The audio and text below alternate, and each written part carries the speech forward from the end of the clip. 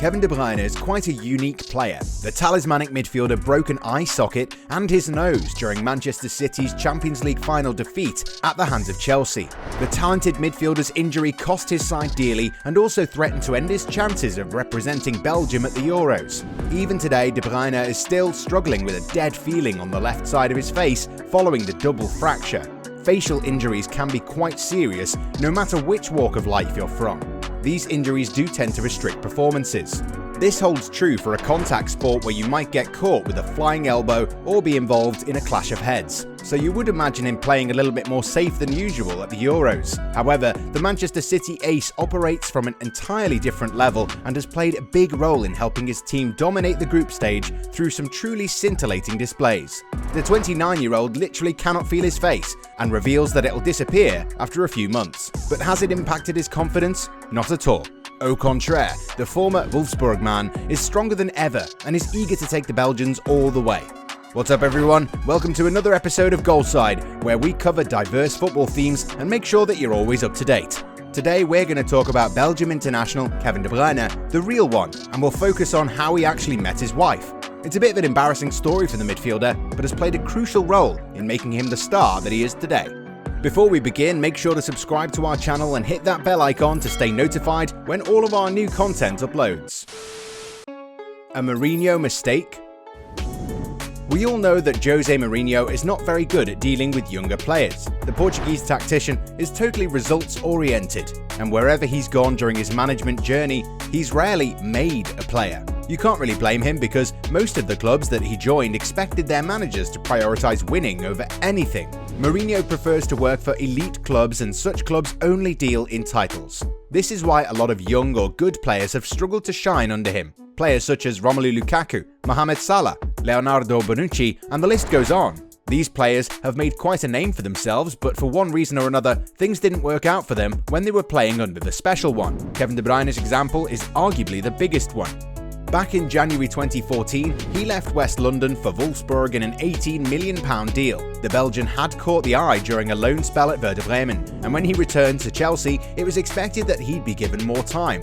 At that time, Jose Mourinho had a lot of options to call upon, but still persisted with De Bruyne for the first few games of the season. Sadly though, the youngster wasn't able to find any rhythm and was effectively benched. For a young player, it's important to give them as much playing time as possible. However, Jose Mourinho was more interested in players who would make an instant impact. Eventually, De Bruyne grew tired of his predicament and requested a transfer, knowing that he'd never be used properly by the Blues. He returned to Germany, had a great season with VfL Wolfsburg, and some 18 months later returned to England to sign for Man City. Since then, he's won multiple Premier League titles, been a two-time PFA Player of the Year, and is one of the finest players on the planet. De Bruyne as a person. Normally, you'd get to hear a lot from players who are enjoying all the great things the game has to offer. However, Kevin De Bruyne bucks the trend somewhat. The midfielder himself admits that he was never one of those extroverted types growing up, which is why he might never have made a career in the game had he not been really good.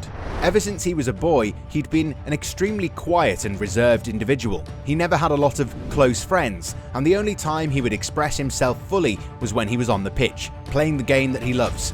At the age of 14, he had to leave his home and move to Genks Football Academy. It was a difficult transition where he was in a unique setup and felt out of place among kids who were mostly from the same region. In Europe, there is a concept where academy players from other parts of the country end up staying at foster homes. It's a very normal thing, but for De Bruyne, the experience was shattering.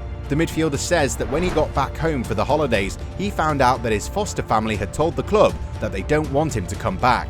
The saddest part was that the family gave the players' club the impression that he was a difficult kid to manage. The only reason why they felt that way was because the youngster would stay in his room and wouldn't really talk to anyone. This reserved nature was taken in the wrong context. The club eventually sent De Bruyne to a boarding school, while also being moved to the second team.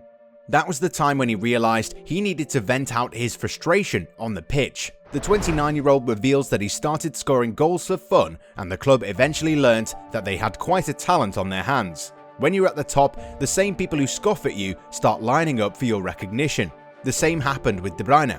The foster parents one day showed up and tried to get him back, but De Bruyne still remembers what they thought of him behind his back.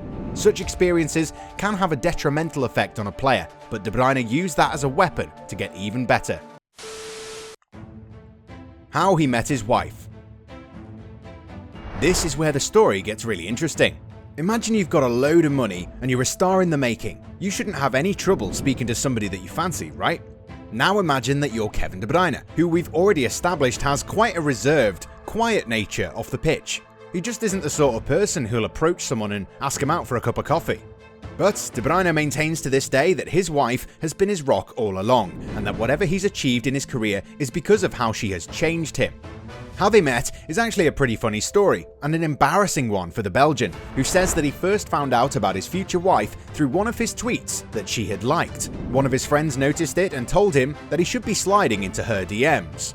De Bruyne was vehemently against the idea and thought that he probably wouldn't get a response anyway. That friend ended up being the best wingman in the Premier League, grabbed De Bruyne's phone, started typing a message, and asked the midfielder if he could send it. He recalled, "I was probably on the floor, cringing, but for some reason I said, okay, fine, send it." Says it all, no? I'm supposed to be this big footballer, and I didn't even have the heart to slide into my future wife's DMs. I didn't dare. Thankfully, the message was sent, and she responded. The two started talking and eventually had a nice date. That was the start of something beautiful, and De Bruyne claims that his life changed in so many ways because of her. Michelle Lacroix has been with De Bruyne for more than 8 years now, and the player admits that she has sacrificed a lot for him and chased his dreams with him. Over the years, De Bruyne has grown as a player and a person, and it's indeed clear why this change has happened. While he was an upcoming talent at Chelsea, De Bruyne never really got enough chances, or had enough confidence to reach for the stars. But the moment he met Michelle, things started happening. First, he made the bold decision to request a transfer from Chelsea, and then he moved to Wolfsburg, where he became one of the most impactful playmakers in the German Bundesliga. A few months later, he earned a big money move to Man City, where he's racked up goals and assists for fun. He's become a living legend at the Etihad, and will go down as one of the greatest players in the club's history. And this all started not just because of his talent, but because he allowed his friend to send a message to the girl who he never knew would cause such a seismic change in his life. We all need a friend like that, don't we?